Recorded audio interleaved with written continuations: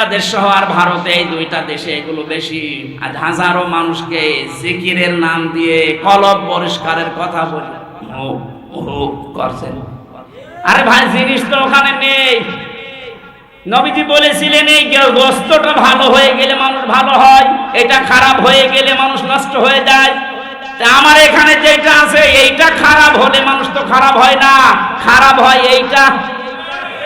এর ভেতরে যেটা আছে এইটা যদি কারো নষ্ট হয়ে যায় তখন লোকটা পাগল হয়ে যায়। এখান থেকে একটা বেদাত আজকে বাংলাদেশ থেকে আমি তুলে দিতে চাই এই শব্দ দিয়ে। খুব খেয়াল করে শুনবেন, শিক্ষিত মানুষ যারা আছেন তারা একেবারে নাম সই করতে পারেন এমন মানুষ এখানে আছেন না? আর শিক্ষিত তো বাদই দিলাম, নাম সই করতে পারেন এরকম মানুষ হাত তোলেন তো। ঠিক আছে, বাকিগুলো তো সব আইবি পাস। আল্লাহ পাক বলেন সুম্মা খালাকনান নুতফাতা আলাকা। এই যে বাবার স্ফলিঙ্গ দিয়ে পানিটা বের হওয়ার পরে মায়ের রেহেমের ভেতরে জমা, এই নুতফাটাকে আমি আল্লাহ আলাক বানাই 40 দিনে। কয় দিনে? শুধু আলাক বানিয়ে শেষ করেনি, ফাখালাকনাল আলাকাতা মুদগা, এটা আরেক 40 মুদগা বানায়। এখন আলাক কাকে বলে, নুতফা কাকে বলে, মুদগা কাকে বলে? এই তিনটা শব্দের গুরুত্বপূর্ণ একটা শব্দ আমরা এখন নিরসন করব, যেটা মুদগা বলা হয়। বাংলাদেশে আজ হাজারো দরবারে এই শব্দ নিয়ে ধোঁকা দিয়ে বোকা বানিয়ে তারা ব্যবসা করে খাচ্ছে। আপনি মিলাবেন, দেখবেন আপনার জীবন পরিষ্কার হয়ে যাবে। বলবেন এ কি ধোঁকায় ছিলাম গো। আমি মুদগা সম্পর্কে একটা হাদিস বলছি, এবার তাকান। আল্লাহর নবী জানিয়েছেন আলা ইন্না ফিল জাসাদি মুদগাতুন। এদিকে তাকান, বললাম না ক্লাস চলছে। আলা, সাবধান বা জেনে রাখো, ইন্না ফিল জাসাদি মুদগাতুন। ইন্না মানে অবশ্যই, ফি মানে মধ্যে, জাসাদ মানে শরীর, মুদগা মানে গোশতের টুকরা। অবশ্যই প্রতিটি মানুষের শরীরের ভেতরে একটা গোশতের টুকরা আছে। কোন জায়গায় আছে? না না, শরীরের ভেতর। ফিল জাসাদি, শরীরের মধ্যে। এখন কি এখানে যারা বসে আছেন কেউ বলতে পারবেন এই মাথা আমার শরীর, বুক আমার শরীর, পেট আমার শরীর, পুরাটা মিলে কি? বলেন বলেন। নবীজি কিন্তু এই কথা বলেন না যে এই পেটের ভেতরে বা মাথার ভেতরে বা বুকের ভেতরে, এটা বলেননি। কোন জায়গায় এখন আপনাকে আবিষ্কার করা লাগবে। আলা ইন্না ফিল জাসাদি মুদগাতুন, অবশ্যই মানুষের এই 3.5 হাত বডির ভেতরে এক জায়গায় এই মুদগাটা আছে। ইদা সালুহাত সালুহাল জাসাদু ওয়া ইদা ফাসাদাত ফাসাদাল জাসাদু। যখন ওই গোশতের টুকরাটা ভালো হয়ে যায় তখন পুরো শরীর ভালো হয়ে যায়। ওইটা যখন খারাপ হয়ে যায়, নষ্ট হয়ে যায়, ওই মানুষটাও নষ্ট হয়ে যায়। নবীজি শেষের ভাষায় বলেন আলা ওয়াহিয়াল কলব, ওই গোশতের টুকরাটার নাম হচ্ছে কলব। নাম কি? বলেন বলেন। এবার আমার প্রশ্ন হচ্ছে, কি হচ্ছে না, কি করে আমি এই তথ্য যদি আপনি বলতে না পারেন না, দেখেন আপনার টাক ফাটাবো। ঘন্টাপি করার জন্য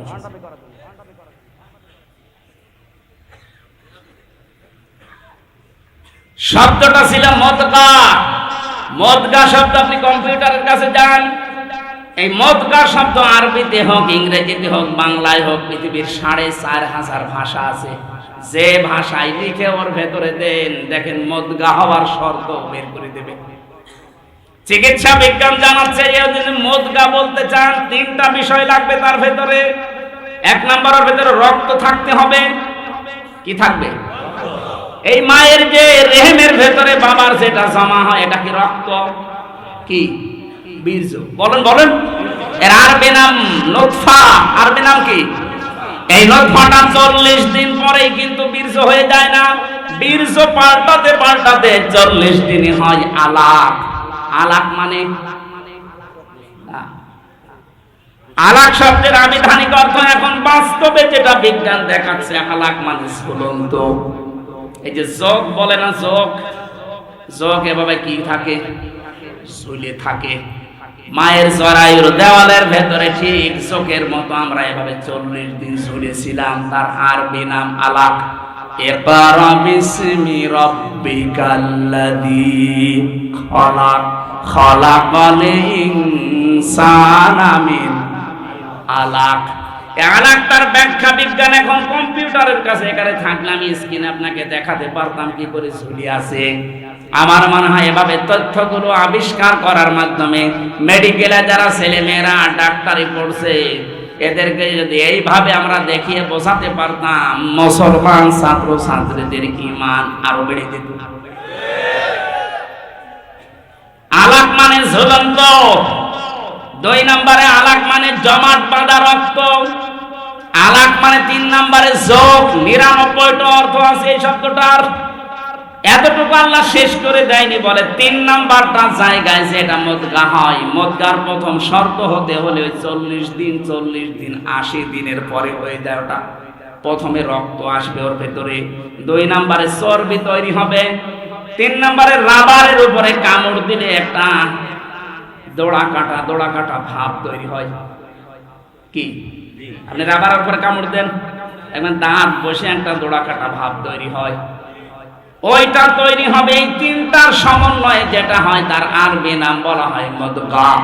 এবার আমার শিক্ষার বিষয় হচ্ছে, আমরা যে বাংলাদেশে আজ 68,000 পীরের দরবার থেকে কথা শুনি যে তোমার কলব পরিষ্কার করা লাগবে। ওরা বলে বাম স্তনের 2 আঙ্গুল নিচে একটা গোস্তের টুকরা আছে, ওইটার নাম কলব। ওটা যদি ধাক্কা মারো জিকির দিয়ে তাহলে ওটা পরিষ্কার হবে। কি বলে না? আমার প্রশ্ন হচ্ছে, কলব হওয়ার জন্য নবীজি যেটার নাম বললেন প্রথমে ওইটার নাম শব্দ কি বলেছিলেন? মুদগা। আলা ইন্না ফিল জাসাদি, প্রতিটি মানুষের শরীরের ভেতরে গোস্তের টুকরার নাম কি? মুদগা। বলেন মুদগা হওয়ার শর্ত কয়টা? আরো জোরে বলেন।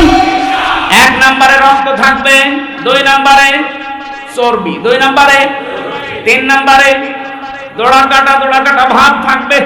আপনি আমার উপরে রাগ না করে কোরআন আর হাদিস নিয়ে কম্পিউটারের সামনে বসে গবেষণা করে মিলান। আমি তো আন্দাজে বলছি না, পড়ে বলছি। আমারটা যদি ভুল হয় আপনার মানার দরকার নেই, আপনার বাবারটাই মানেন। কিন্তু আমারটা ভুল প্রমাণ করতে না পারলে আপনাদের বাবার ব্যবসা বন্ধ করা লাগবে। আমি ব্যবসা বলছি এই কারণে, মুদগার সাথে শেষের শব্দটা ছিল আলা ওয়াহিয়া কলব। নবীজি বলেন ওই গোস্তের টুকরাটার নাম কি? তাহলে মুদগা হওয়ার যে শর্তগুলো, এটার নাম যেহেতু কলব, আমরা যেহেতু কলব এই জায়গায় বলছি বাম স্তনের 2 আঙ্গুল নিচে। এবার এখানে আপনি বুক ছিঁড়ে ওইটা গোস্তটা বের করেন, আপনি দেখবেন ওখানে হয়তো রক্ত আছে, গোস্ত আছে, চর্বি পাওয়া যাবে। রক্ত, গোস্ত, চর্বি, কিন্তু দোড়া কাটা ভাব আপনি পাবেন না। 3 নম্বরে শর্ত বিজ্ঞান মিলাচ্ছে। এই যে মাথাটাকেও যদি এই মগজটা ফেলে দেন, উপরের খাপড়ি মগজ বের করে নিয়ে আসেন। এখানে সামনে আছে ফ্রন্টাল লব, অক্সিপিটাল লব, প্যারাইটাল লব, হাউজিং লব। এখানে 70টা জিনিস লাগানো আছে। 70টা জিনিসে 70,000 তার দিয়ে পুরা শরীরে আমার আল্লাহ কভার করছে। এই সামনে যেটা আছে ফ্রন্টাল লব, আমরা মনে করি এইটা দিয়ে আমরা দেখি না, দেখি তো চোখ দিয়ে, কিন্তু এটা প্যারাইটাল লব পেছনে লেখা আছে। পেছনে এই জায়গায় যেটা সেট করা আছে, এখানে তার দিয়ে আল্লাহ ঘুরিয়ে পেছি। আপনি মানুষের এই পুরা চামড়াটা ফেলে দেবেন, দেখবেন বিশাল ইঞ্জিনিয়ারিং কায়দা আল্লাহ বানিয়েছে। কিভাবে যে তার সেট করা, আপনি সেজদা দিতে আল্লাহকে বাধ্য হবেন। দেখি তো চোখ দিয়ে, কিন্তু এই চোখ তো প্রথমে দেখে না, দেখে এইটা পেছনের এই যে এখান থেকে দেখার পরে তারের মাধ্যমে চোখের কাছে আসে, তাড়াতাড়ি এখান থেকে সিদ্ধান্ত যায় ব্রেনে। এই ব্রেন থেকে আগে, মগজ থেকে আগে সিদ্ধান্ত তাড়াতাড়ি দ্রুত গতিতে বলে, এই সাপ দেখতে পেয়েছিস, তাড়াতাড়ি লাঠি হাতে নে অথবা পেছনে দৌড় দে। এটাকে আপনার চোখ বলে। কে বলে? আরো জোরে বলে। তাহলে এবার মগজ আপনি খুলে দেখবেন, ওর ভেতরে চর্বি আছে, ওর ভেতরে রক্ত আছে, আর ওই যে দোড়া কাটা ভাব ওর ভেতরে আছে। ওটা শুধু ভাব, দোড়া কাটা না, ওগুলো সব নার্ভ। আমার আল্লাহ এমন ভাবে সেট করে রেখেছে, প্রতিটি সেলের ভেতরে আবার আছে সুখ, দুঃখ, কষ্ট, আনন্দ। এখানে আবার 80 প্রকার জিনিস পাবেন। আমার সাথে কোরআনের সাথে বিজ্ঞানের সাথে আমি যখন বসে মিলাই, আমার মাথা এমনিতে আল্লাহর সেজদায় নত হয়ে যায়। রব্বুল আলামিন বলেন, তাহলে আমি যেটা বোঝাতে চাচ্ছিলাম, বাংলাদেশের ঐতিহ্যবাহী জেলা এটা শরীয়তপুর। বেশরীয়তি কাজ কারবারের জেলা বেশি হয়, জানি। বিশেষ করে নড়িয়া কি একটা দরবার আছে না, সুরেশ্বরী দরবার, ওখানে একটা ন্যাংটা বাবা আছে। বাবা যদি ন্যাংটা হয় তো ছেলেরা কি হবে? এটা কমন সেন্স যদি থাকে তাও তো এরকম দরবার রাখা ঠিক না। শরীয়তপুর নাম তো ভালো, কিন্তু শরীয়তের বাইরের কাজই বেশি হয় এখানে। ঘোষাইরহাট জেলা, ঘোষাইরহাট থানা, হাটুরিয়া, চর মনপুরা। কয়েকদিন আগে গিয়েছিলাম, শুধু মনপুরা, আর এটা চর মনপুরা। বাইতুল নূর জামে মসজিদ ও ইসলামী যুব সংঘের উদ্যোগে মহাবিশ্বের মহাবিশ্বয় আমাদের মালিক, আমাদের মনিব, মহান রব্বুল ইজ্জাত ওয়াল জালালের মুখের পবিত্র বাণী কোরআনে কারীম তাফসীরুল কোরআন মাহফিলের স্বনামধন্য সভাপতি, অত্র এলাকার সর্বজন শ্রদ্ধাভাজন ব্যক্তিত্ব, যুবক মানুষ,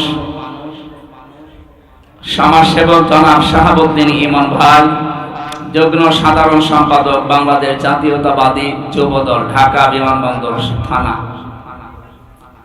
এ মাহফিলের প্রধান অতিথি বিএনপির ভারপ্রাপ্ত চেয়ারম্যান জনাব তারেক রহমানের একান্ত সচিব, আমার জেল হাজের ভাই। আমরা একসাথে ছিলাম 3টা বছর। অত্যন্ত বড় মনের মানুষ, চিকিৎসাধীন আছে সিঙ্গাপুরে। আমি কয়েকদিন আগে ছিলাম ওখানে। আল্লাহর এই বান্দা জনাব মিয়া নুরউদ্দিন অপু, আতালাল্লাহু উমরাহু ওয়া বারাকাল্লাহু ফি হায়াতি, বলেন আমিন। আল্লাহ তাকে হায়াতে তাইয়্যিবা, সিহাতে কুল্লিয়া দান করুন। তার স্ত্রী সন্তান আল্লাহ যা দিয়েছে সহি সালামতে রাখুন। বিশেষ করে যারা একান্ত সচিব, একটা মাজলুম মানুষ জনাব তারেক জিয়া, আল্লাহ রাব্বুল আলামিন তার গোলামকে তার মাতৃভূমি বাংলাদেশে সসম্মানে আবার যেন ফিরিয়ে নিয়ে আসে। তার মা অসুস্থ, আপনারা জানেন, বেগম খালেদা জিয়া। আল্লাহ রাব্বুল আলামিন শিফায়ে কামিলা আজেলা নসিব করুন। তার স্বামী শহীদ প্রেসিডেন্ট জিয়াউর রহমান কবরে আছেন। আল্লাহ রাব্বুল আলামিন কবরটাকে জান্নাতুল ফেরদাউস বানিয়ে দেন। এতক্ষণ যারা এখানে আলোচনা রেখেছেন, বিশেষ করে বিশেষ মেহমান জনাব মাইনুর রহমান সোহাগ মিয়া, বিশেষ অতিথি আমার আগে যিনি কথা বলছিলেন, আপনাদের পাশের জেলা বরিশালের কৃতি সন্তান, বিশিষ্ট ব্যবসায়ী, শিল্পপতি জনাব মোহাম্মদ ফজলুল হক সাইদ ভাই, জনাব মাহফুজুল হক মিয়া, জনাব তারিক আজিজ, মাওলানা সৈয়দ নাসির উদ্দিন, আরো অনেকের নাম দেখতে পাচ্ছি। বিশেষ করে জনাব আতিকুর রহমান, যিনি উপস্থাপনায় আছেন। মঞ্চে বসা আছেন আমাদের অভিভাবক, এ থানার অফিসার ইনচার্জ, শ্রদ্ধাভাজন ব্যক্তিত্ব, সম্মানিত ওসি সাহেব। আল্লাহ রাব্বুল আলামিন তার গোলামকে যে দায়িত্ব দিয়েছেন এই থানার উপরে সততার সাথে, স্বচ্ছতার সাথে ইবাদত মনে করে পালন করা তৌফিক দান করেন। তার মা বাবাকেও আল্লাহ যেন মাফ করে দেন। যার মাধ্যমে এসেছি কোরআনের দাওয়াত নিয়ে, সেই কুষ্টিয়া থেকে আপনাদের এই পাশের জেলার সন্তান, বরিশাল মোলাদির হাফেজ মাওলানা সাইদুর রহমান, মঞ্চে বসা ওলামা ইকরাম, সামনে বসা মুসলমান ভাইরা, পর্দার আড়ালের সম্মানিতা মা এবং বোনেরা, প্রশাসনের ভাইরা, প্রাণ প্রিয় শরীয়তপুরবাসী। কি এখানে লাগবে? এটা আমার লাগবে না, যা আছে যথেষ্ট। এখানে নিচে নামিয়ে রাখেন। আর এখানে দাঁড়িয়ে আছেন, কি সমস্যা কারো? বসেন, দেখতে ভালো লাগবে। এখানে দাঁড়িয়ে আছেন কেন? বসে পড়েন, বসে পড়েন, বসেন বসেন, তাড়াতাড়ি বসেন। এই যে পুলিশ ভাই, এটা মনে হচ্ছে কোন জায়গায় দেখলাম নাকি, চেহারা মনে হচ্ছে জেলেও দেখেছি। এইটা না, এরকমই হবে না। আমাদের খাবার দিয়েছে কিরকম ঘষে, এই 3 বছর দেখেছি তো একাধারে, সেরকম মনে হচ্ছে। ঠিক আছে ভাই, আমাকে পরিবেশ একটু দান করেন, 1 ঘন্টা মতো আমরা কথা শুনবো ইনশাআল্লাহ। গুরুত্বপূর্ণ একটা বিষয়। আমরা সবাই মারা যাব না, যাব না? এমন কেউ আছে যে মরবে না? যাকে আল্লাহ সবচেয়ে বেশি ভালোবাসতেন তিনিও মারা গেছেন। কি কথা বলেন না কেন? মুহাম্মাদুর কবরে যাওয়ার পরে যে সমস্ত প্রশ্নগুলো হবে আমরা জানি। কয়টা? 3টা প্রশ্ন জানি। 3টাকে সার্টিফাই করার জন্য আরেকটা প্রশ্ন হবে।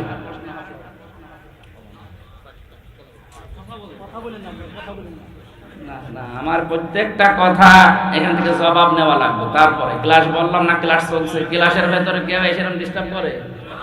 ঠিক আছে। প্রথম প্রশ্ন হবে মার রব্বুকা। আমরা এই শব্দের উপরে আজকে তাফসীর করব ইনশাআল্লাহ। দ্বিতীয় মা দিনুকা, এটা এই 7 তারিখে জানুয়ারি যেখানে আছে ফজলু ভাইয়ের বাড়িতে, ওই জায়গায় করব। 3 নাম্বার মা মানহাজার রাজুল, এই লোকটা কে ছিল? এটা মিয়া নুরউদ্দিন অপু ভাই আসলে আমরা ওনার গ্রামের বাড়ি কোদাইলপুর নাকি আছে জানো, ওখানে কথা বলবো। গুরুত্বপূর্ণ একটা বিষয়, এটা যদি আপনি না জানেন কবরে কিন্তু ধরা খেয়ে যাবেন। এই 3টা প্রশ্নের জবাব যদি মানুষ দিতে পারে, 4 নাম্বার প্রশ্ন করা হবে তুমি এগুলো পেলে কোথায়? যদি বলেন আমি পেয়েছি আমার বাবার কাছ থেকে, না, আপনার বাবারে ফেরেশতা ছিলেন। বলা লাগবে যে আমি পড়েছি কোরআনে। কোথায়? বলেন বলেন। আমরা সেই কোরআন থেকে আজকে এই প্রশ্নের জবাব নিয়ে যাব ইনশাআল্লাহ। একটা জগদ্দল পাথর আমাদের বুকের উপরে ছিল, আল্লাহ দয়া করে নামিয়ে দিয়েছেন।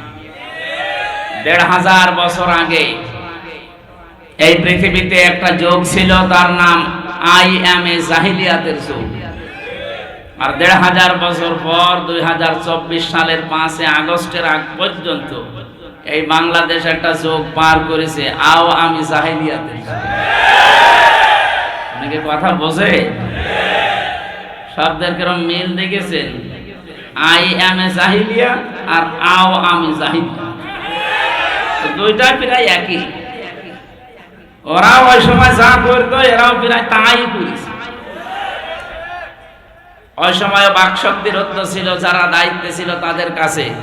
আমরাও প্রায় 15.5 বছর আমাদের এই বাকশক্তি রুদ্ধ হয়ে গিয়েছিল। অথচ কথা বলার ক্ষমতা যারা পালিয়েছে ওরা আমাদের দিয়েছিল। আল্লাহ বলেন না, খালাকাল ইনসান আল্লামাহুল বায়ান, আমি মানুষ বানিয়েছি আর মানুষকে কথা বলা আমি শিখিয়েছি। বিজ্ঞান এখন আল্লামাহুল বায়ানের উপরে গবেষণা চালিয়েছে, মানুষ কথা বলে কি করে। এই যে 1 ইঞ্চি জায়গা, এখান থেকে কথা তৈরি হতে 27টা স্তর পার করা লাগে। 27টা জায়গায় ধাক্কা লাগার পর একটা কথা তৈরি হয়। আর কোরআন আর হাদিসের ব্যাখ্যা জানাচ্ছে প্রত্যেকটি স্তরে একজন করে ফেরেশতা আল্লাহ বসিয়ে রেখেছে। এর কাছে ও, ওর কাছে ও, ওর কাছে ও, এভাবে দিতে দিতে একেবারে 27 নাম্বার যার কাছে দেয়,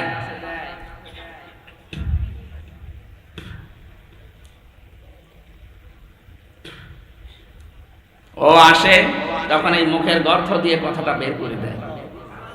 আপনি বলেন তো, ফেরেশতারা যদি দায়িত্ব পালন না করতো, আপনি সারাদিন শুধু গোগা করতেন, কথা বলতে পারেন? কত বড় নিয়ামত আল্লাহ একটা দিয়েছেন বলে। সুতরাং আমরা যারা কথা বলতে পারি আর যারা এই কথাটা বাকরুদ্ধ করে রেখেছিলেন, তাদের হেদায়েত কামনা করি না, কারণ জালেমদের হেদায়েত আল্লাহ দেবেন না। আল্লাহু লা ইয়াহদিল কওমাজ জালিমিন। ইয়াহদি এটা মুজারি, বর্তমান ভবিষ্যৎ, প্রেজেন্ট ফিউচার। আল্লাহ বলেন জালেমদের আমি পথ দেখাচ্ছি না, দেখাবো না। এইজন্য যারা একবার জুলুম করে, যারা জালেম হয়ে যায়, ওরা যদি সত্যিকার অর্থ ফিরে না আসে, ওদের বৃদ্ধি আল্লাহ বাড়াতেই থাকে ফেরাউনের মতো। দিন যত যাবে দেখবেন ওরা নরম হবে না, আরো বৃদ্ধি বাড়বে। এটার বাস্তবতা দেখতে পাচ্ছে না যে 2 বোন একসাথে পালিয়েছে, এখনো মুখ জোর কমেছে। দিন যত যাচ্ছে মুখ জোর বাড়তেছে। তার মানে ইয়াহদি মনে হয় এদের জন্য। আল্লাহ এদের হেদায়েত দেখছে না, দেবেও না। কেন বলেন তো? ইন্নামা নুমলি লাহুম লিয়াজদাদু ইসমা। মানুষের পাপ যখন পরিপূর্ণ হয়ে যায়, ওই লোকটা যার ফিরে আসবে সে রাস্তা রুদ্ধ হয়ে যায়। ওয়ালাহুম আযাবুম মুহিন। আল্লাহ পাক বলেন ওর জন্য আমি অপমানজনক শাস্তির ব্যবস্থা করে রাখি। এই আয়াতটা যে কত বাস্তব, এই আয়াতটা যে কত নির্ভেজাল মনে হচ্ছে এই বাংলাদেশের জন্য। তাকান, দিন যত যাচ্ছে, 15.5 বছরে যারা জুলুম করেছিল এই মানুষগুলো তত অপমান হচ্ছে।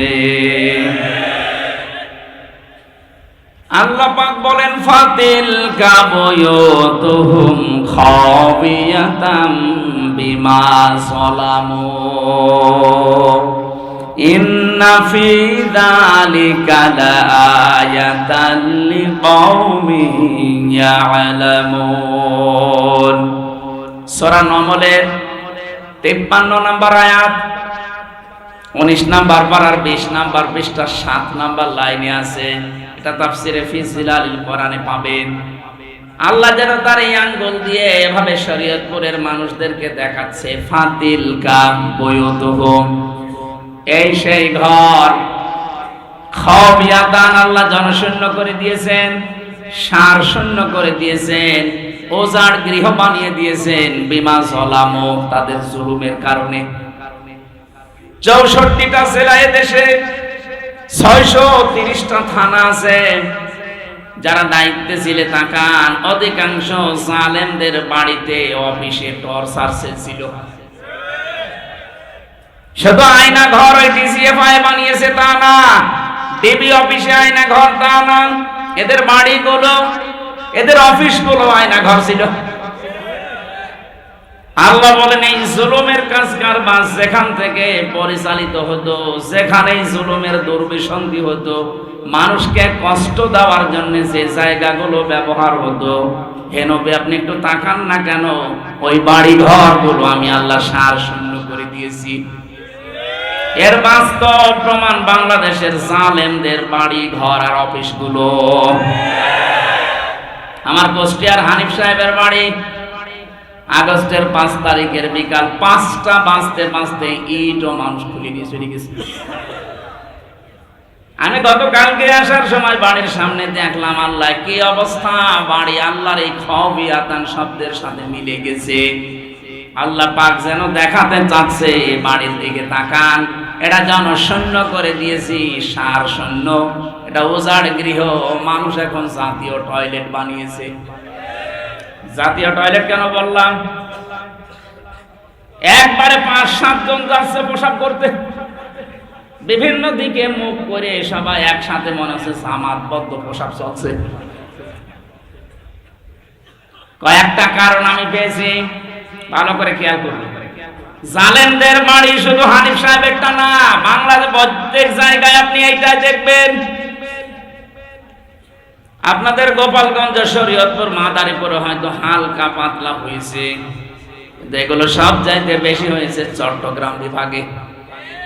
কয়েকদিন আগেও আমি গিয়েছিলাম দিনাজপুরে, কি দাপট নিয়ে চলতো লোকটা, অথচ তার বাড়িটা আজকে খাবিয়াতান জনশূন্য করে দিয়েছে মানুষ। যে বাড়ি এত আবেগপূর্ণ ছিল ঢাকার, ওইটা মানুষ গেলে চুমা খেত। গত পরশু দিনের পেপারে দেখেছেন ওই বাড়িতে 8-10 জন একসাথে প্রসাব করছে।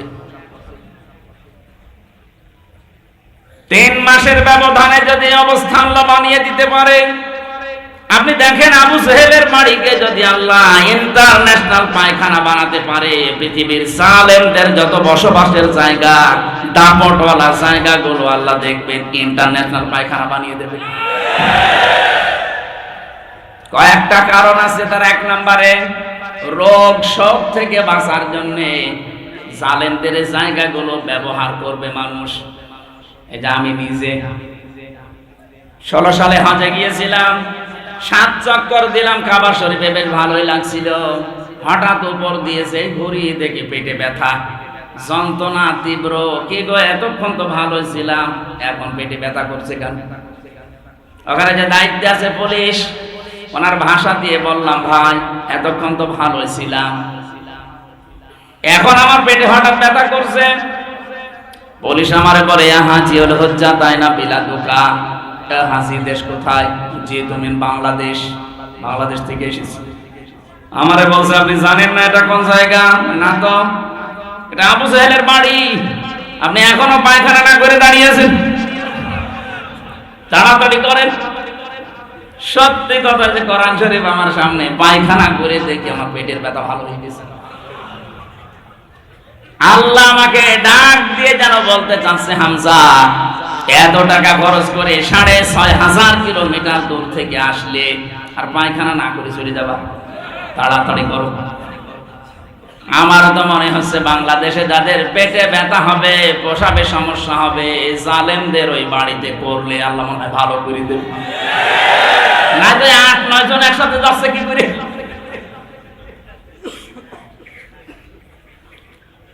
এখান থেকে শিক্ষা কি? আল্লাহ বলেন ইন্না ফি যালিকা লা, এখানে আরবি গ্রামার যারা বোঝে লামে তাকিদ, ইন্না ফি যালিকা লায়াতাল লিকাউমিন ইয়ালামুন, যারা জ্ঞানী মানুষ, যাদের জ্ঞান আছে, যাদের এলেম আছে, এই মানুষগুলো এখান থেকে অবশ্যই শিক্ষা নেবে। এটা আল্লাহর একটা আয়াত, নিদর্শন। জালেমদের বাড়িকে যদি আল্লাহ সার শূন্য করে দিতে পারে, জনশূন্য করে দিতে পারে মাত্র 3 মাসের ব্যবধানে, আগামীতে যারা চেয়ারে বসবে এরা যদি জালেম হয়, তাদেরও বাড়ি আল্লাহ বোঝার গৃহ বানিয়ে দেবে। এদের আমরা আর যাই হয় যেন জালেম হয়ে না যায়।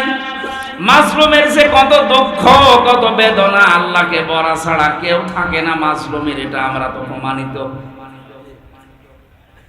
কি অবস্থায় দেখেছিল আমারে, আমি নিজে কতগুলো মানুষের কান্নার আওয়াজ শুনেছিলাম ওই মাটির নিচে। কিছু কিছু মানুষের এই যে এত বড় বড় নখ হয়ে গেছে, চুল দাড়ি গোপ, মনে হচ্ছে যে জঙ্গল থেকে বেরিয়ে আসতেছে। এত বড় নখ দিয়ে কেউ কেউ দেওয়ালের সাথে খুশিয়ে খুশিয়ে লিখে রাখতো, ভাই যদি বাইরে যেতে পারেন তবে নাম্বারে একটু জানাবেন যে আমি বেঁচে আছি। আমার মন ডাক দিয়ে বলছিল মাঝে মাঝে, এমিলিয়া সালি মনে হয় বেঁচে আছে, কিন্তু এরা 2 বোন পালানোর বছর খানিক আগে ওনাকে মেরে ফেলেছে।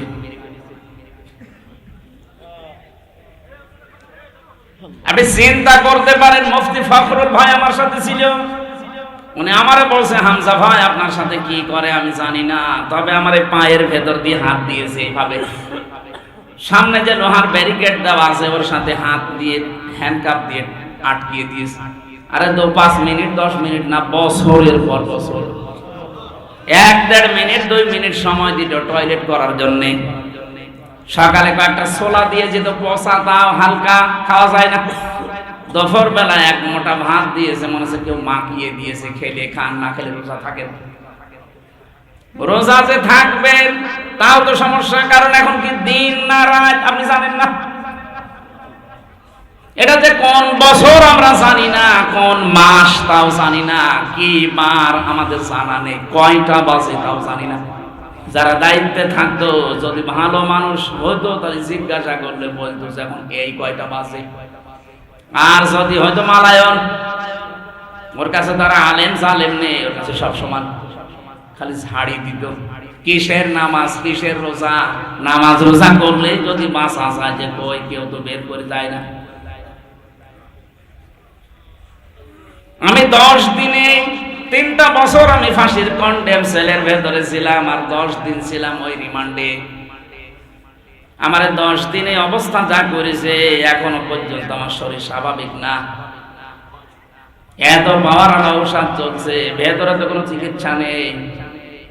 ওখানে যে চিকিৎসা আছে, 10,000 মানুষের একজন ডাক্তার, যে রোগী হোক একই ওষুধ দেয়।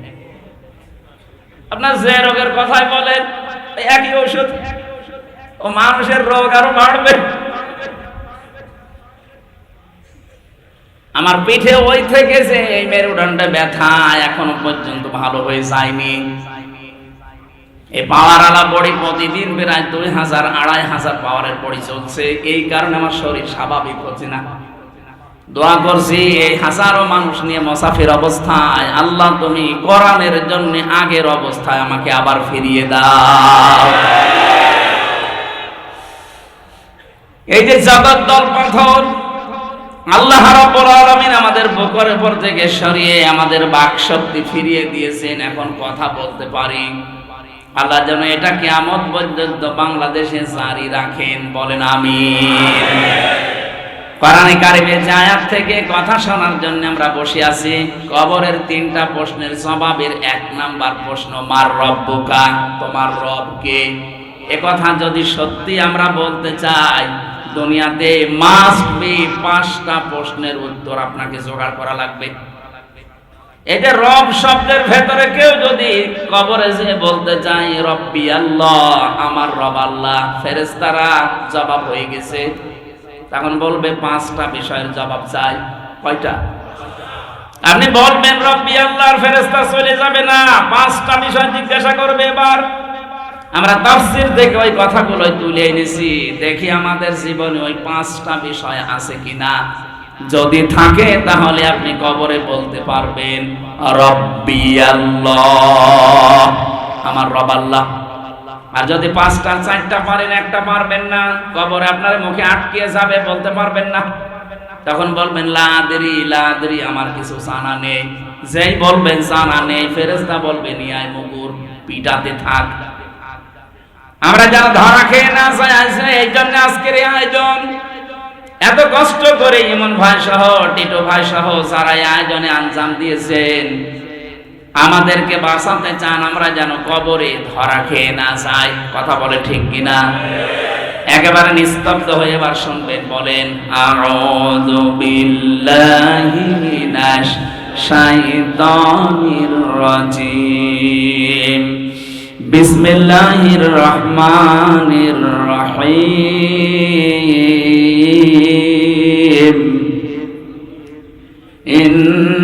ইন্নাল্লাযীনা ক্বালু রাব্বুনাল্লাহ সুম্মা ইসতাকামু তাতানাজ্জালু আলাইহিমুল মালাইকা। সূরা হামিম সাজদা কোরআনে কারিমের ভেতরে 6666টা আয়াত আছে। মাত্র একটা আয়াতের 3 ভাগের 1 ভাগ আমরা পড়েছি। এতটুকুর উপরে আজকের কথা আমরা শেষ করব ইনশাআল্লাহ। আমার এই মাথার ভেতরে কোরআনে কারিমের আয়াত সম্পর্কে যত তথ্য আল্লাহ ঢুকিয়ে দিয়েছেন, আমি যদি আমার হায়াতের শেষ দিন পর্যন্ত আয়াত নিয়ে চিন্তা ভাবনা করে কথা বলতে থাকি, আমার জীবন শেষ হয়ে যাবে, আয়াতের কথা শেষ হবে না। এত কথা লুকিয়ে আছে আয়াতে, আমরা এবার টান দিতে থাকি। এরশাদ হচ্ছে ইন্নাল্লাযীনা, নিশ্চয় যারা ক্বালু, এই কথা বলতে পারে রব্বুনাল্লাহ, আমাদের রব আল্লাহ। আমাদের রব কে?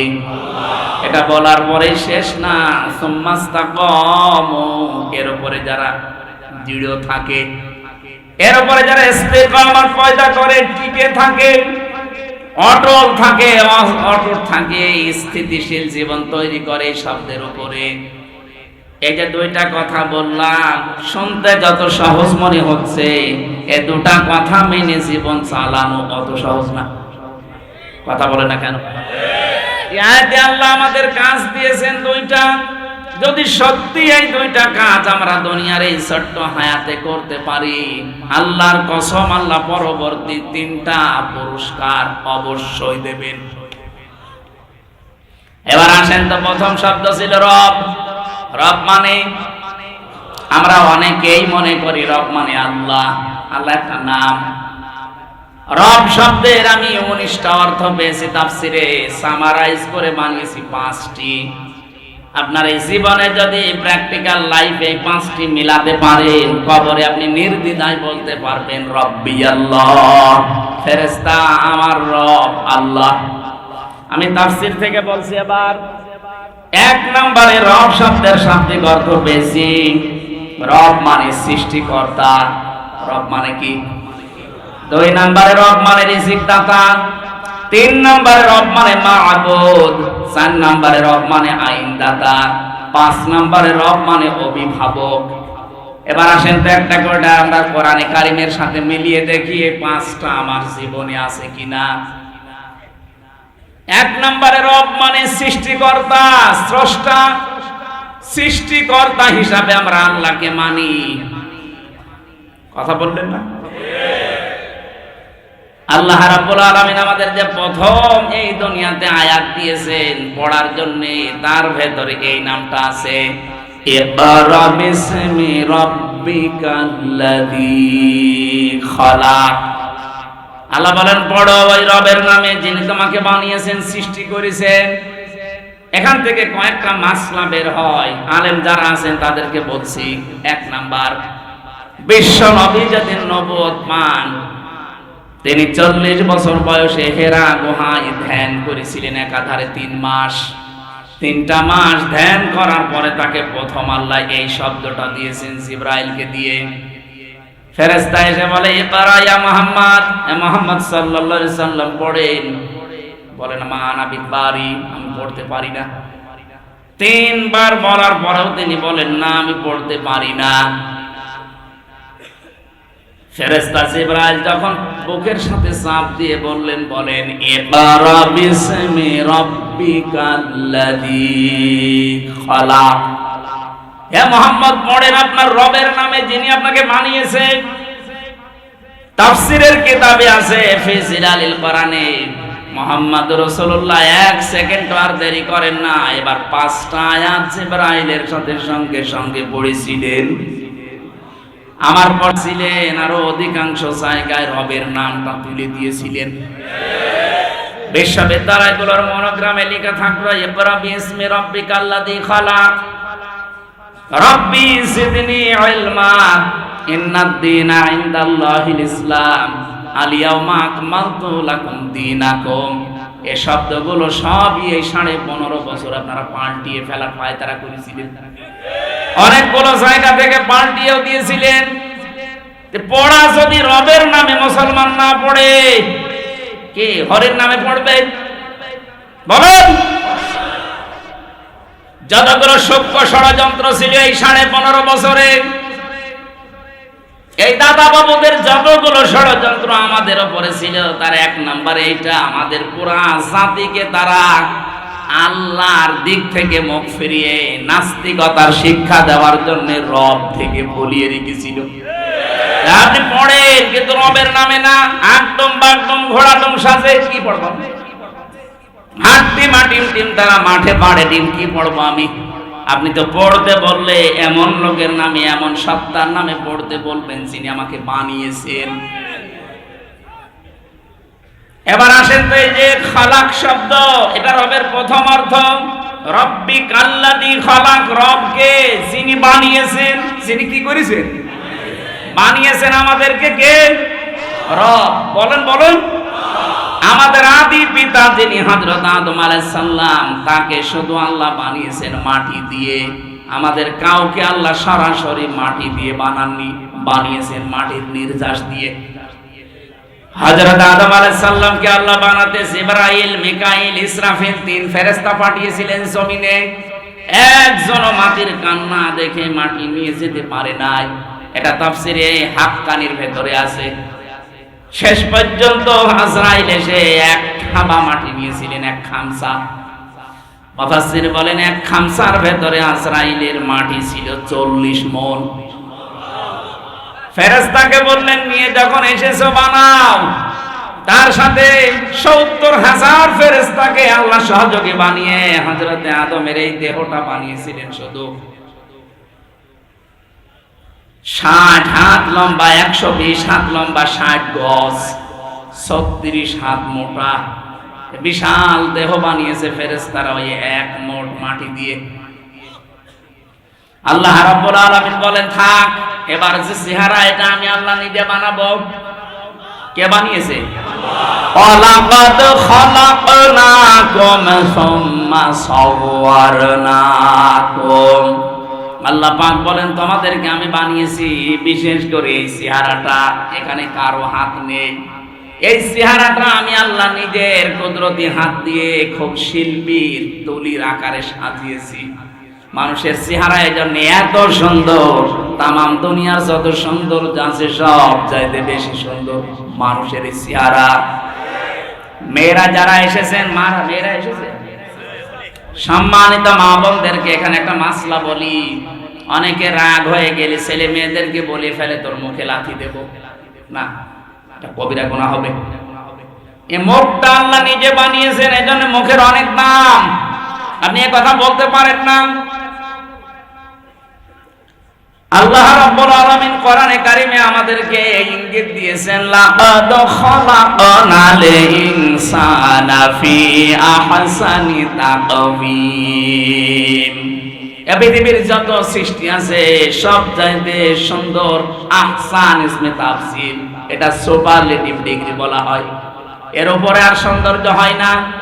সব চাইতে সুন্দর করে আমি আল্লাহ মানুষের আকার, এই আকৃতি বানিয়েছি। জোরে বলেন সুবহানাল্লাহ। শুধুমাত্র আদম আলাইহিস সালামকে আল্লাহ মাটি দিয়ে বানিয়েছিলেন। এখন আমার প্রশ্ন, মাটি বানিয়েছেন আল্লাহ কি দিয়ে? আপনি গাজীপুরের মৃত্তিকা গবেষণাগার আছে, মাটি গবেষণা করা হয়, ওখানে মাটি নিয়ে যান, দেখবেন 10টা জিনিস বের করে দেবে এর ভেতর থেকে। মাটির ভেতরে আছে iron, silicon, magnesium, potassium, aluminium, এরকম 10টা জিনিস আল্লাহ মাটির ভেতর থেকে আপনাকে বের করে দিবে। মাটি দিয়ে আল্লাহ শুধু আদমকে, আর আমরা যারা আদমের সন্তান, সরাসরি আল্লাহ আমাদেরকে মাটি দিয়ে তিনি বানাননি, বানিয়েছেন মাটির নির্যাস থেকে। এই মাটিতে খাবার হয়, এই খাবার আমাদের বাবার মা খায়। বাবার এই পেটের নীল দাঁড়ার ভেতরে যেটা জমা থাকে এটাকে বলা হয় স্পার্ম। মায়ের রেহেমের ভেতরে যেটা জমা আছে বুকের ভেতরে এটাকে বলা হয় ওভাম। খাবার দুইজনে খাচ্ছে, দুইজনের দুইটা জিনিস তৈরি হয়, একটা ওভাম আর একটা স্পার্ম। এই দুইটাকে একসাথে বিজ্ঞানের ভাষায় বলা হয় জাইগট। আল্লাহ রাব্বুল আলামিন বলেন, ফালিয়ানজুরিল ইনসানু মিম্মা খুলিকা মিম্মা দাফিক। মানুষকে একটু নজর করে না, এই যে একটা দুর্বল জায়গায় আঘাত দিয়েছে।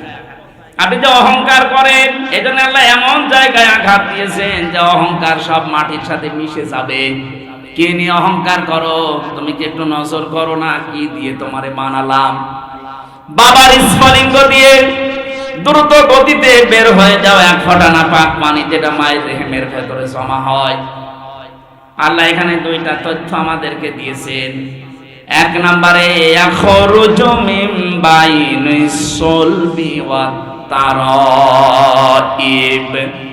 আমি যারা শিক্ষিত মানুষ আর আলেম তাদেরকে বলছি, আল্লাহ বলেন এখানে সুলবুন এক বচন, তারাইব বহু বচন। তাফসীরের ভাষায় পড়েছি, সুলবুন বলা হয় মেয়েদের লজ্জাস্থানকে, আর তারাইব বলা হয় ছেলেদের লজ্জাস্থানকে। প্রশ্ন আমার, সন্তান তৈরি করার জন্য শুধু মা একা হলে হবে? হয়েছে একটা শুধু, হযরত ঈসা নবী, এটা আল্লাহর আলাদা নিদর্শন। এখন স্বাভাবিকভাবে পৃথিবীতে আজ পর্যন্ত কোনো মা একা দুনিয়ায় সন্তান আনতে পারেন নাই। কথা বলেন না কেন? আল্লাহ এই জন্য এখানে দিয়েছেন এক বচন না, মায়ের ক্ষেত্রে তারাইব বহু বচন। সুলবুন আল্লাহ এক বচন দিয়েছেন। বাবার লজ্জাস্থানের নাম যেখানে আপনি পাবেন এক বচন, মেয়েদের মায়ের লজ্জাস্থানের নাম পাবেন বহু বচন। বহু বচন একটার পরে দুইটা হলেও বহু বচন হয় না, 1 2 পার করে 3 হওয়া লাগে, তারপরে বহু বচন। এখান থেকে হাদিসের ব্যাখ্যা হচ্ছে, বাবার চাইতে মায়ের অধিকার কমপক্ষে 3 গুণ বেশি।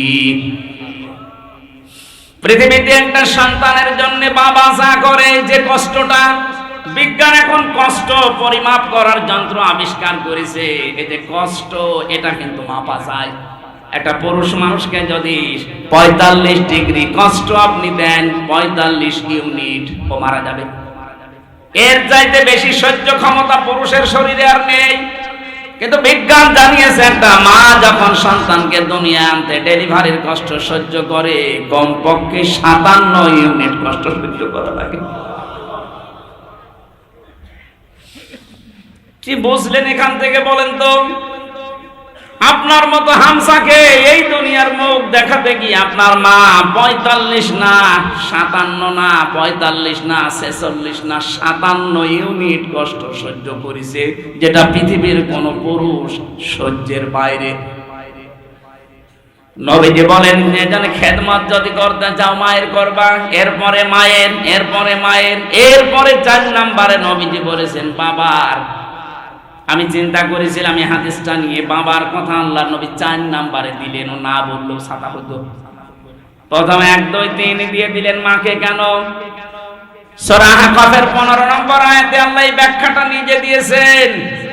হামালাতুহুম করহা ওয়া ওয়াদাআতুহু করহা ওয়া হামলুহু ওয়া ফিসালুহু 30 শাহরা। আল্লাহ পাক বলেন তোকে পেটে বহন করা 10 মাস 10 দিন পর্যন্ত বস্তার মতো পেটে বহন করা, এটা দুনিয়ার কোন বাবা এ কষ্ট টের পায়নি। টের বেশি শুধু তোর বাপ। এই জন্য প্রথম খেদমত করতে হলে মাকে দিয়ে শুরু করবি। এমনকি দুনিয়ায় কেউ যদি টাকা পয়সা খরচ করতে চান, আজ আমরা ইসলাম না জানার কারণে চলে যাচ্ছি সেই বরিশালে, সেই চট্টগ্রামে, সেই সিলেটে না। সূরা বাকারার 215 নম্বর আয়াত 2 নম্বর পারা 12 নম্বর পৃষ্ঠার 13 নম্বর লাইনে আছে, ইয়াসআলুনাকা মাযা ইউনফিকুন কুল মা আনফাকতুম মিন খায়রিন ফালিল ওয়ালিদাইনি ওয়াল আকরাবিন। বলেন আল্লাহু আকবার। আল্লাহ পাক বলেন হে নবী, দুনিয়ার কোন সলি মধ্যে গলি মধ্যে যদি জিজ্ঞাসা করে যে টাকা পয়সা আমি উপায় করা শিখেছি, ওসি সাহেবের জীবনী মনে করেন, চাকরি যতদিন পায়নি মনে করেন ওনার উপায়ন্তর ছিল না, চাকরি প্রথম পাওয়ার পরে বেতন পেয়েছে।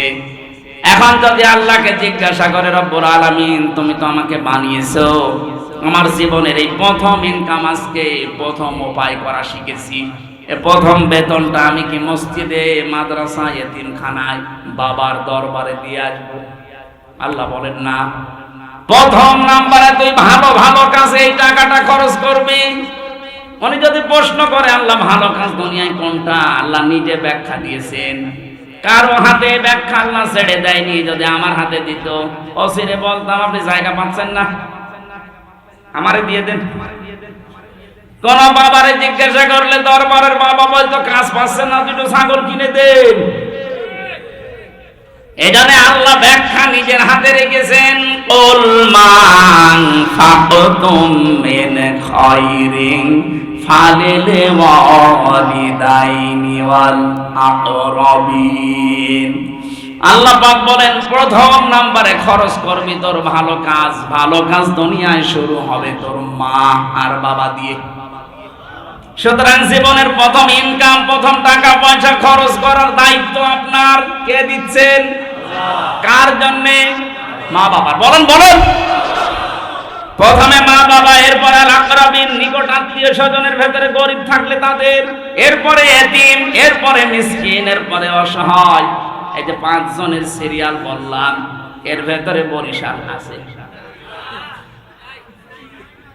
আপনি কোন কারণে চলে যাচ্ছেন? নিজের মা বাবা, নিকট আত্মীয়, এতিম, মিসকিন, অসহায় বাদ দিয়ে একবারে বরিশালে, একবারে পটুয়াখালী। কোন জায়গায় যাচ্ছেন আপনি? আটরশি যাচ্ছেন।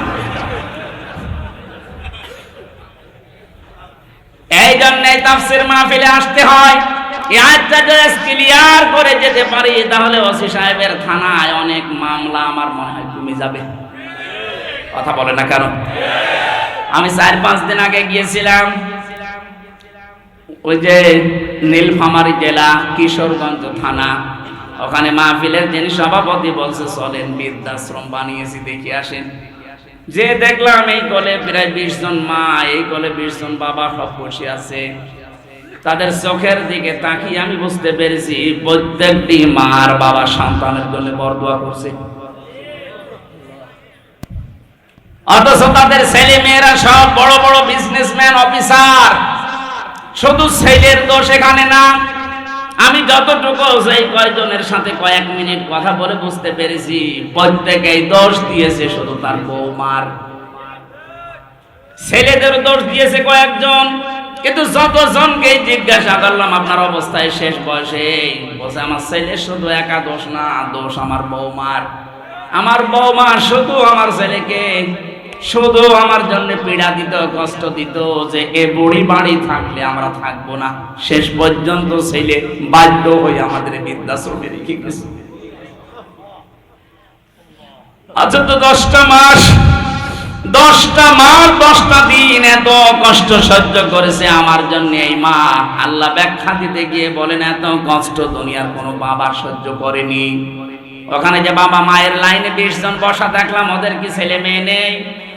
বলেন, ওরা দুনিয়ার সন্তান জন্মতে দিকে ওই 57 মিনিট কষ্ট সহ্য করে নাই? কি জবাব দেবেন সন্তান হিসাবে আপনি? অথচ আপনি মসজিদে জমান নামাজে যে 200 টাকা 500 টাকা দিয়ে আসতেছেন, কে বলেছে আপনাকে মসজিদে 500 টাকা দিতে? ওখান থেকে 200 টাকা মায়ের জন্য দিলে আল্লাহর রাস্তায় সাদকা করা সওয়াব পেতেন।